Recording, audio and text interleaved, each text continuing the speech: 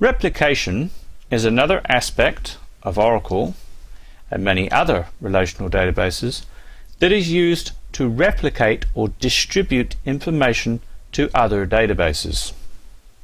In other words, you'd have a single master, and if you didn't want conflict between the master and the slave databases, you could take information from the master and replicate or copy it out to one or more slave databases, say in different parts of the country or having different functions on the slave databases, and you could copy it out once a day, once an hour, however often you want to do it.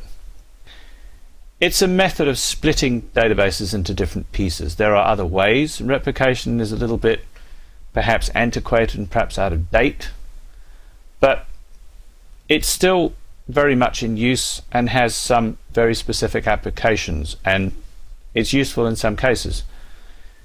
There are two very basic types of replication. Now, the details of replication are extremely complicated.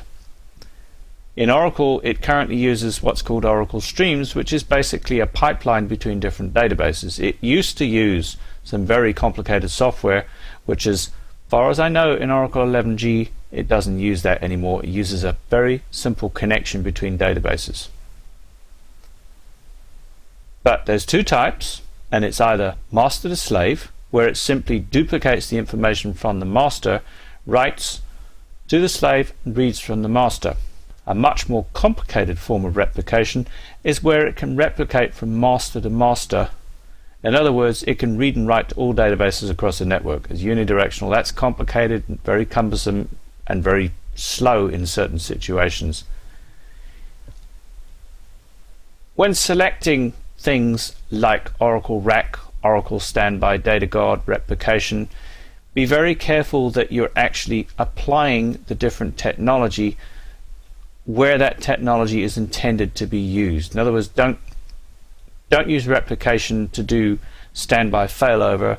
Don't use Oracle RAC to cater to backups. You still need to have backups. You don't want to mix the technologies too much unless you're trying to save a lot of money. Just be very careful what you're actually doing. In some ways, it's better to keep it as simple, stupid as you possibly can.